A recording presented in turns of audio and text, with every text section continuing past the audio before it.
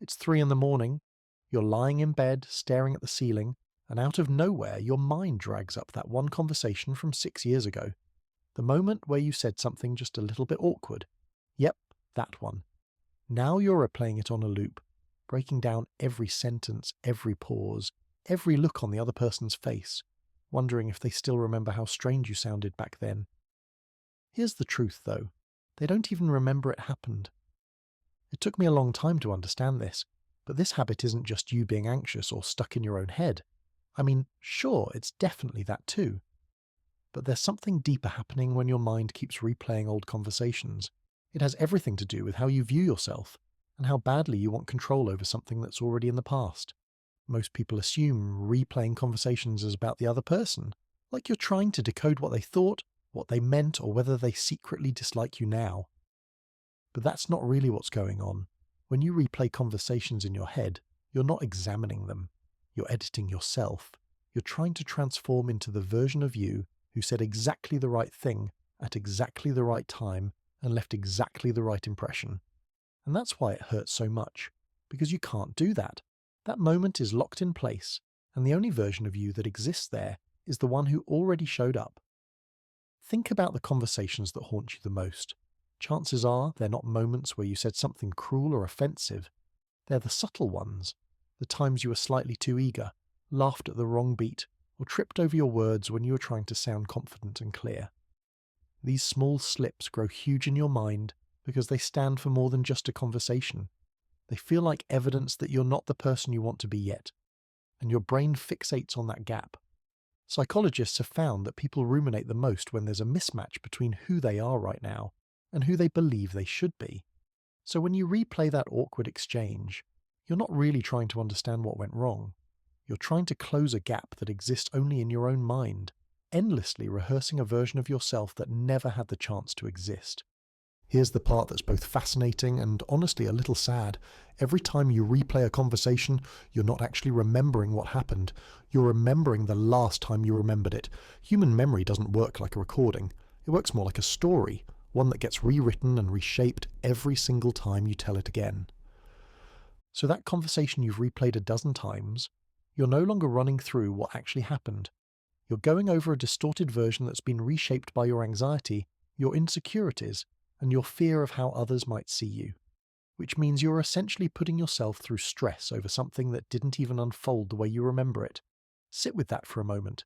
The version of the conversation living in your head right now almost certainly feels worse than it really was. You've probably magnified the awkward parts, minimized the neutral ones, and filled in gaps with imagined moments where the other person was silently judging you.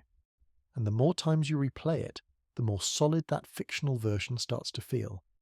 At that point, your own mind is basically misleading you using your memories. Now, I know what some of you are thinking, but I replay conversations to learn from them.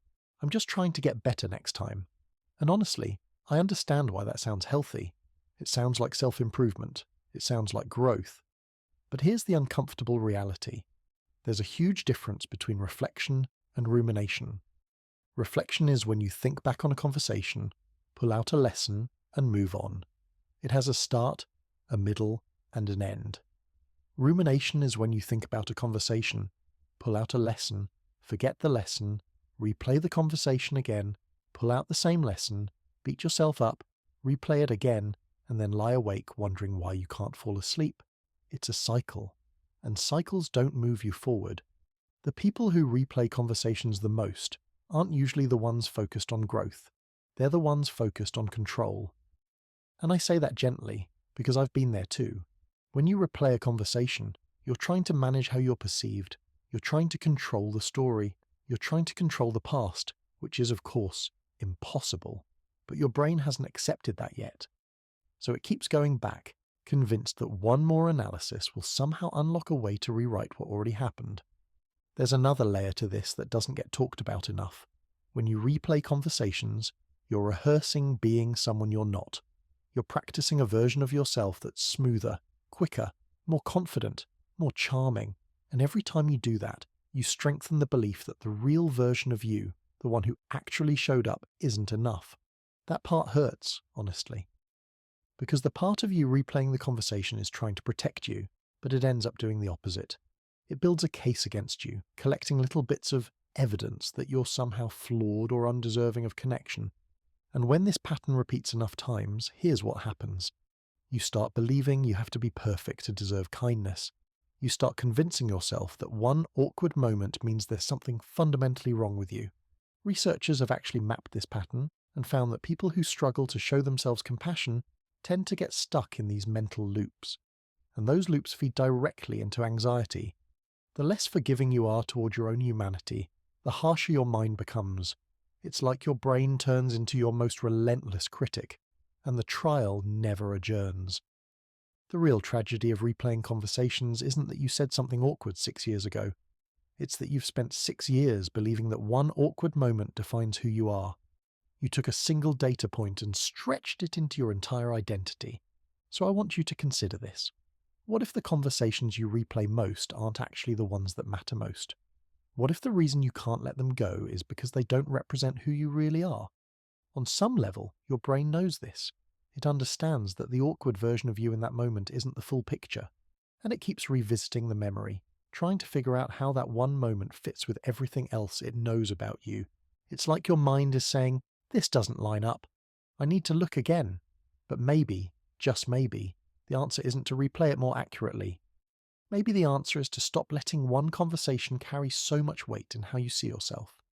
Maybe it's realizing that all the mental energy you're pouring into these replays could be going somewhere else, toward the people in front of you right now, toward the conversations you're having today, the ones you'll actually remember tomorrow. Because here's the truth about conversations. They're moments, just moments. They're not predictions about who you'll always be. They're not proof of some deep flaw in your character. They're simply moments where you showed up as a human being, which means you were imperfect, trying, and doing the best you could with what you had that day. And that's enough. It's always been enough. The person you were in that conversation was doing the best they could with the awareness they had at the time.